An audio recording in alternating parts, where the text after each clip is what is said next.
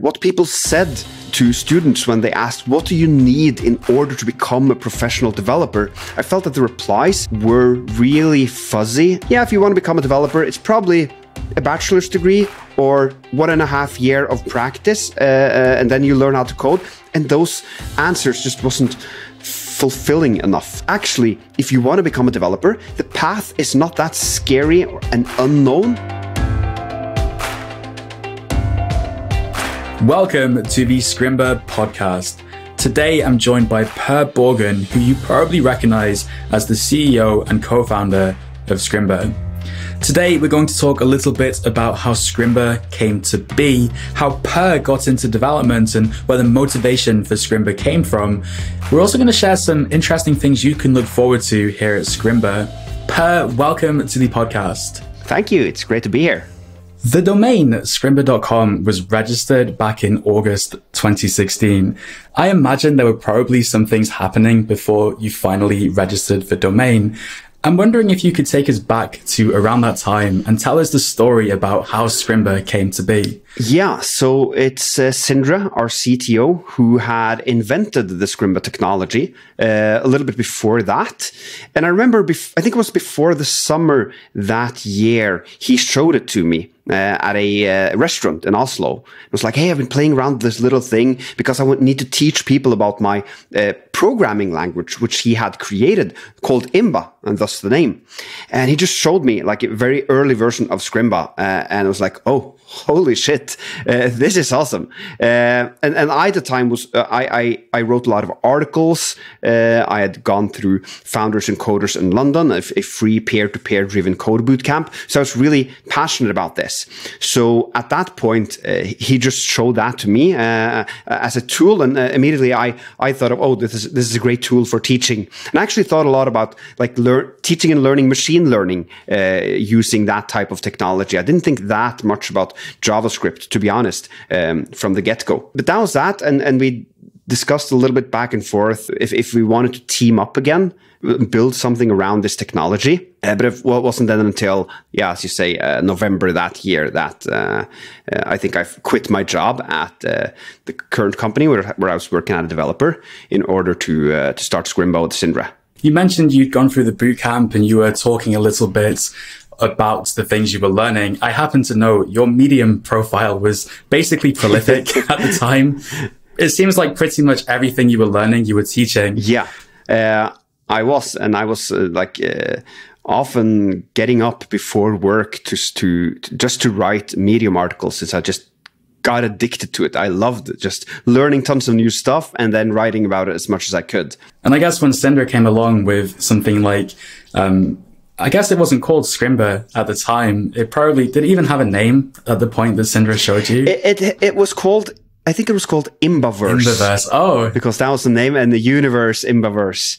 But of course, we couldn't tie it that much to the Imba name, which is the programming language. But Scrimba is kind of screencast in Imba, and it's kind of a weird word, so you don't really know where it comes from. So there we felt we could like sneak in the Imba name. When you were writing these Medium articles, presumably you had some like objective in the way that you were teaching, because you were writing about React. And I think, so yes, machine learning predominantly, and your experience at the bootcamp, and then a little bit later, a lot of React and CSS Grid and stuff like that. You already had, it seemed like, a mission, like you were doing something for a reason. And then when Scrimba came along, it seemed like a way to sort of level up the, not just quality of what you were teaching, but give users a way to learn things, or your readers a way to remember things they're learning more easily through the interactive format. What kind of path were you on, and how did Scrimba change the course of that path? So taking kind of my motivation to write first, one thing, it's really fun to write and then get a lot of comments and reviews and shares of your articles. It's kind of it's a rush to do it. So I really enjoyed that. I love launching things, whether it's products or articles or podcasts, whatever. So that was one side of it. But the other side was, I felt after having gone through Founders and Coders, and after having become a developer, I felt that wisdom out there, what people said to students when they asked, what do you need in order to become a professional developer? I felt that the replies students got were really fuzzy and not to the point. So I tried to very specifically, in the beginning of my writing career, write about exactly what it took to become a developer. I think I listed out all the tutorials and projects I did from from I learned about variables until I got my first job. So it was really about communicating that actually, if you want to become a developer, the path is not that scary and unknown. You just need to go down this path, take these tutorials, learn these concepts, and then you can be there. Because otherwise, I remember having gotten the reply from people who said yeah, if you want to become a developer, it's probably a bachelor's degree or 1.5 years of practice, and then you learn how to code. And those answers just wasn't fulfilling enough. So yeah, it was about explaining to people how they could become developers. That's awesome. And I imagine as you were learning for the first time, as many good resources that you came across that showed you the right way to do it, I bet there was probably equal amounts of bad resources that just confused things more. Yeah, and advice where people say, go read the documentation. It's a very common advice you get as a newbie developer. And I think that's, in most cases, it's horrible advice, because the documentation is there to get normally a pro developer quickly up to speed with a library. But as a newbie, there are just so many words you don't understand at all that just clutters up whatever documentation or tutorial it is you are reading. So you need something which is really tailored towards you as a beginner. And ideally also, I felt that a lot of the tutorials were too much bottoms up and didn't take into account the danger of getting bored when learning to code. There's a top-down learning and the bottoms-up, where the bottoms-up is where you start with maybe you start with, okay, you're going to learn JavaScript. Let's talk about the primitive and complex data types, arrays, objects, booleans, and stuff like that. But and then there's just top-down, which are oh, here's this cool little app. How does this work? This little dice, roll the dice app in the browser or something, not a complex thing, but just something you actually can understand. Oh, so we're keeping track of some numbers here. We're clicking on a button, and you're starting kind of from the top, and you don't even think about the fact that it is some strings and arrays and booleans there, because it's not interesting to talk about primitive and complex data types when you don't even know what to use it for. So that's what the problem I have with a lot of these bottoms-up tutorials. No, I can definitely relate to that experience where you're quite excited to build something that you just want to go full speed ahead to build it without going back to the basics. And it's quite difficult to navigate it. You need a good course and a good teacher to help you navigate that path, keep you excited while still giving you that foundational knowledge you need so that you sidestep tutorial hell and ultimately can build applications by yourself. The whole teaching approach, I mean, people learn differently, that's true, but people also teach differently, both in the medium that they teach, whether it's through writing, screencasts, or in the case of Scrimba, more interactive, but also in the approach, whether it's top down or bottom up, like you describe, or just in the way they explain things. The way in which Scrimba is most obviously different from other coding websites is this interactive format, where you are encouraged to jump in the code and actually learn by doing. But I know that having gone through a bootcamp and learned to code yourself, you've developed some quite intuitive opinions, I think, about the ways in which people can learn most efficiently. And that then bleeds almost into the content that we create at Scrimba through all the teachers we work with. They're guided in this way. And so I wanted to use this opportunity to ask you, Per, what do you think makes an awesome course? What we have realized over the years working with Scrimba is that our job isn't primarily to explain to the student how the code works. Our job primarily is to get the students to code. If you code it yourself, it sticks much better in your brain, and you build up a muscle memory, you build up intuition, and whether or not you really understand it the first time around when you code it, doesn't really matter that much. It's good to just get the practice of coding a for loop, even though you hardly understand it. And then later, after you've done it 5 times, then maybe the explanations make more sense to you and you truly understand it. So this is something we have realized over the years by looking at Scrimba courses and talking to our students and seeing how they've reacted on various types of material. Because to begin with, we didn't do this. We actually had most of Scrimba courses almost as if they were YouTube courses where you could jump in and play with the code if you wanted to.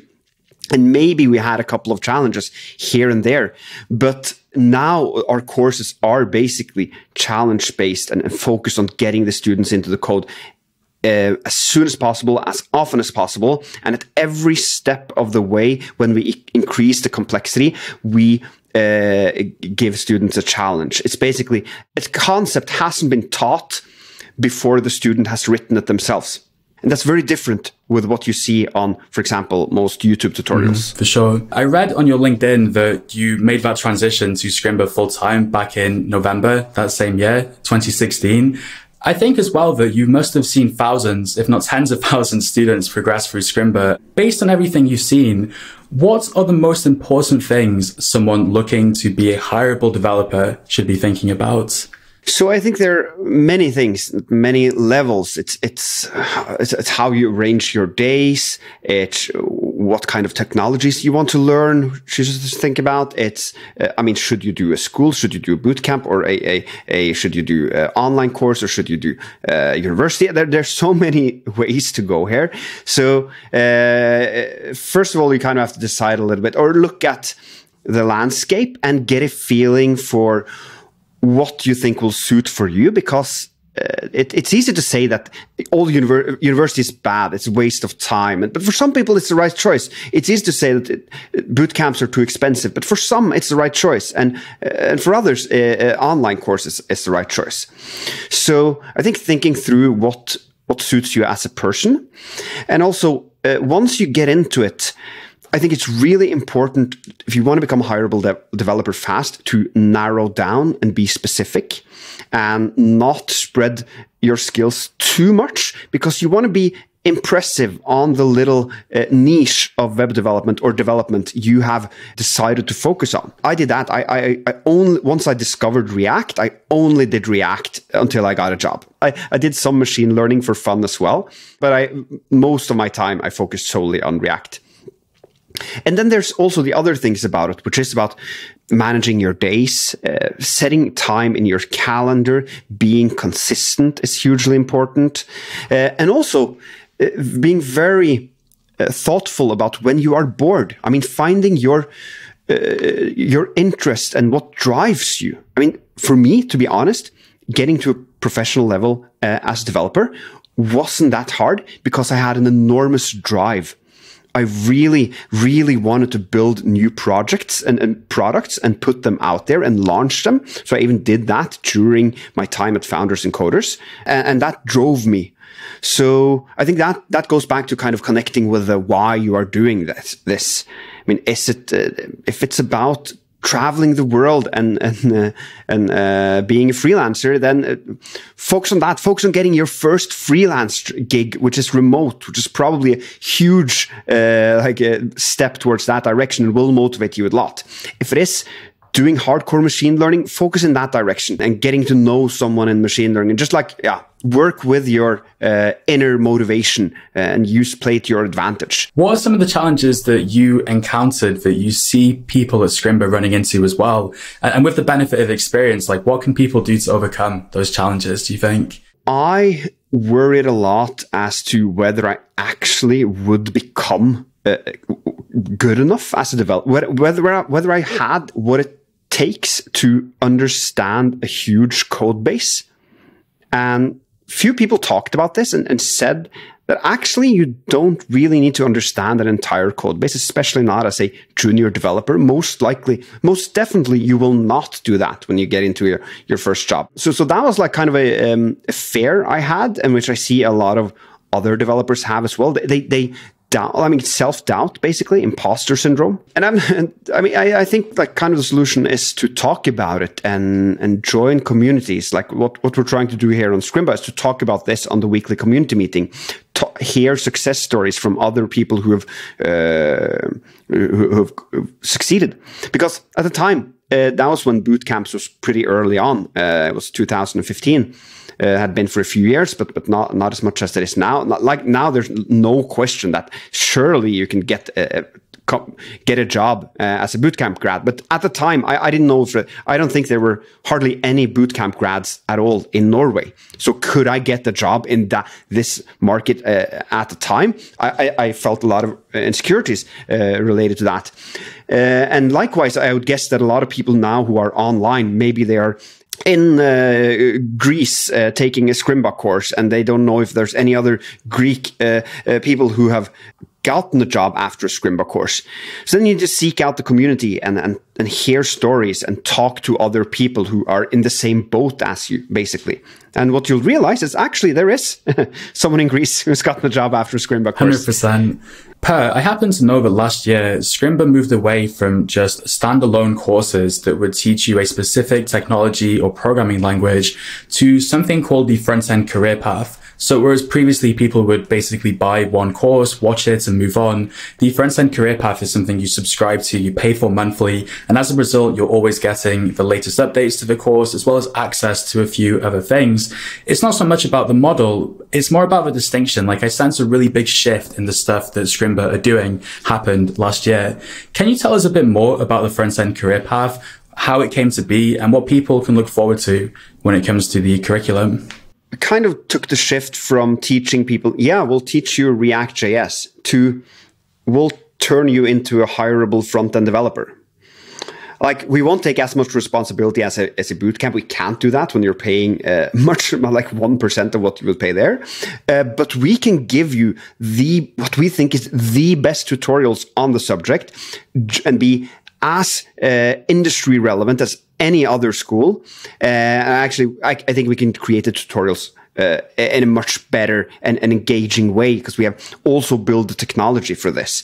So it's kind of us moving one step in terms of taking more responsibility over the student and what they will learn, and even going to the lengths of like teaching them about the job interview process and what kind of React questions and JavaScript questions you should prepare yourself to reply to, and how you should work with your, like, tweak your LinkedIn profile and position yourself. And we're going to do much more going forward in those directions. So yeah, it was kind of us taking the step from being a course platform to being more of almost like a school. That's also when we found our vision of, like, we're going to create what we then called a Stanford level education at a gym membership level price. And we've kind of refined it a bit more, which makes it a bit more understandable. We're trying to provide the bootcamp experience and quality for the price of a gym membership. In fact, if I read the copy on the homepage, it says, don't spend 15K on a coding bootcamp. Our career path helps motivated students become hireable developers for 1% of the cost. That's a bold claim, man. Yeah. But I mean, it works. If you're motivated and do the job and take the advice we give you. We've seen again and again and again that it works, and it's fully possible. I mean, today's world, a bootcamp certificate isn't worth anything. Nobody cares what bootcamp you went to. They do care more about which university you went to, if you have like a master's degree, of course, in computer science. But what matters in today's world, really, when it comes down to it, is what are the skills you have and how do you convey those skills online. So it's a bold claim, but we don't think we're over-promising. If you're motivated and do the job, you can get as much from Scrimba as you can get from any bootcamp. 100%. And the testimonials, in a sense, are right here on the Scrimba podcast. Like, we often speak to successful students to learn how they did it. If you're listening and you want to check out some previous episodes, you're more than welcome to, of course. But Per, I feel like there's a kind of thread here of of Scrimba always improving with the specific objective of helping students be better, helping them build skills and not just build them, but market their skills so that they are more employable, a focus on specifically solving problems. If you go to an employer and say, hey, I know JavaScript, they say, okay. But if you go to them and say, hey, I can solve these problems, look at these apps I've built to solve problems with JavaScript, they're much more likely to want to talk to you, don't you think? For sure. And I think that's actually the diploma of the 21st century is no longer like the sheet of paper you got from a university. It is like what you have, it is your portfolio. It is what you have committed to GitHub. It is how your LinkedIn profile is. Maybe have some endorsements from people there. You've done some tests. It is when they Google you, what do they see? Do they come? Do you show up as a passionate developer who's contributed in the communities, for example? It's so much more. And this is what we're trying to give to our students, this kind of diploma, which in my opinion, it says much more about a person than a sheet of paper. I'm excited for any Scrimba users starting the front-end career path, because if we go back through the conversation so far, there is the interactive format, which helps you remember things better, makes it stick because you're actually jumping in and editing the code, not just passively learning. Then we spoke a bit about how you need a good teaching style and pedagogy to bring things together. You want to be building projects while still learning the fundamental concepts. The courses before the summer last year, they did that in a sense, but the front-end career path is all the learnings that Scrimba made before then pulled together into a tight curriculum that will help you become a hireable developer. Then I think there's this element of interviewing and marketing yourself. We're doing so much more every week, every month to help people with that stuff. The front-end career path's always evolving. I think the one missing part, and something I'd like to invite you to talk about, is, and this is something that bootcamps have that people might be wondering, what is the substitute when you use Scrimba? It's that community aspect. There's this aspect of being in the same trench as somebody else, all of you learning to code together, having people you can ask questions to when you need help. And maybe this idea that there are events and stuff like that where you can meet new people and pick up interesting information. Can you tell us a bit more about how Scrimba approaches this community side of things? Yeah, so this is something we've done for over a year when we started the Discord server for Scrimba. Before that, we had used other services, but then that was when Corona hit. We really doubled down on it, and at least the last 6 months we've gone even harder. So what we're doing many different things, but one thing is to try to kind of create a pulse that you're part of something and something happens almost every single day. And it does that now on Scrimba. Like there's of course all the activity, getting help on Discord, daily polls for fun and channels to just chat with people regarding various coding subjects and other related subjects. But then also like you can show up to, like we've had the weekly community meeting on Thursdays. Well, I just sit down for an hour, and you are also there, Alex, helping with like chatting with the community and connecting people. And then there's like now we also have like helping sessions, we have social events, and we're trying to do it consistently again and again, week after week, to build some pulse around Scrimba, so that you don't feel you're not just sitting alone in your basement learning how to code. There's actually something happening that you can look forward to and join and get your first connections in the industry, perhaps. But it's hard because we have a completely different model than some of these immersive schools. We charge much, much less. So we can't do it on a one-to-one basis as other schools can do it. Like having one teacher help one student for an hour just doesn't add up with our business model. So we have to find ways to do this peer-to-peer and have students basically play a larger role in the community. I mean, basically, the community, our mission of giving a bootcamp level experience for 1% of the price can't be achieved unless all students help each other. So every student on Scrimba is a part of fulfilling the mission. What if someone's listening and they're like, I don't know, Per, I'm kind of here to learn, not to help other people learn? For sure. That's fair. You can do that as well. I think I would be conscious about the fact that it's really, really hard to learn all on your own without any contact. You will need help at some point.